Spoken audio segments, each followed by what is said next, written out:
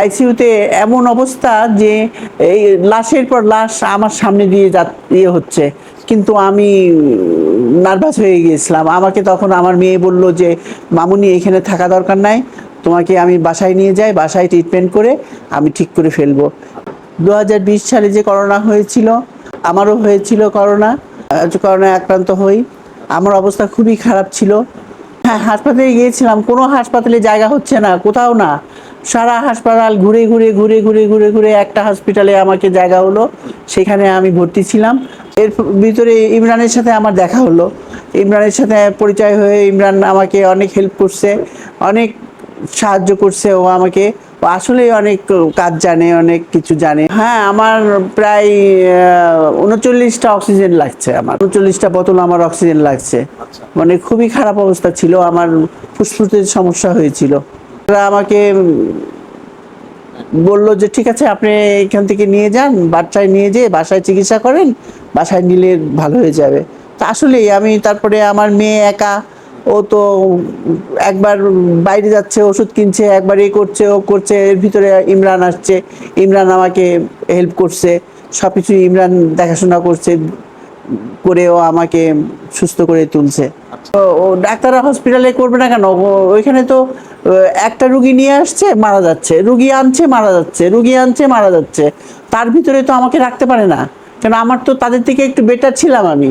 তো যাই হোক, তো আমাকে বললো যে ঠিক আছে, আপনারা যখন চাচ্ছেন বাসায় নিয়ে যেতে, আপনারা বাসায় নিয়ে যান, বাসায় নিয়ে গেলে পারে উনি সুস্থ হয়ে যাবে, একটু টেক কেয়ার করবেন। কোনো ওষুধ আর চলবে, কোনো নিয়ম লিখে দিচ্ছিল না? না, হ্যাঁ, কোনো কিছু ওই নিয়ম টিয়ম যে ওষুধ ইয়ে করে খাবেন, এটা করবেন ওটা করবেন, এগুলা কোনো কিছু ইয়ে করে নেই।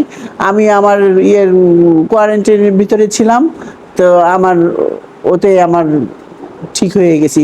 আমি 3 দিন পর, 3 দিন কি 4 দিনের মাথায় আমি টেস্ট করলাম, কোভিড টেস্ট করলাম, দেখলাম যে আমার নেগেটিভ এসছে। খুব ভয়াবহ সময় গেছে আমার। হ্যাঁ, অসহায় অসহায়ের মতন আমি হসপিটালের বেডে শুয়েছিলাম, শুয়ে থাকতাম, আমি ভুল বকতাম, আমার এত অসুস্থ আমি ছিলাম। বাসায় আসার পরে তো আমি তো ঠিক হয়ে গেলাম। বাসায় আসার পরে আমি আল্লাহর রহমতে আমি ঠিক হয়ে গেলাম। আর তা তবুও আমার অক্সিজেনের প্রয়োজন হয়েছিল। না, অক্সিজেন পাওয়া যাচ্ছিল না। ইমরান বহু কষ্ট করে অক্সিজেনের ব্যবস্থা করছে, ও আমাকে কষ্ট করে অক্সিজেনের ব্যবস্থা করে ও আমাকে অক্সিজেন সাপ্লাই দিচ্ছে। হ্যাঁ, 24 ঘন্টা খবর রাখতো, ও আসতো, প্রায় আসতো। অনেক সময় প্রথম দিন তো রাত্রে 3টা পর্যন্ত ছিল, আমার অবস্থা এত খারাপ। হ্যাঁ, আমি অনেক অনেক খুঁজেছি, নতুন বাজারের ওইদিকে গেলে পারে ইমরানকে খুঁজেছি, কিন্তু আমি ওকে তো এখন তো চিনতে পারছি না। তখন তো একটু শুকনা টুকনা ছিল একটু, এখন তো একটু ভালো হয়েছে আল্লাহর রহমতে, ও সব কিছুই ভালো। দোয়া করি ও যে আমার জন্য করেছে, আল্লাহ ওকে ভালো করুক, ওকে সুন্দরভাবে মানে চলাই নিতে পারে আল্লাহ, এইটাই দোয়া করি আল্লাহর কাছে, ওর জন্যে শুভকামনা করি।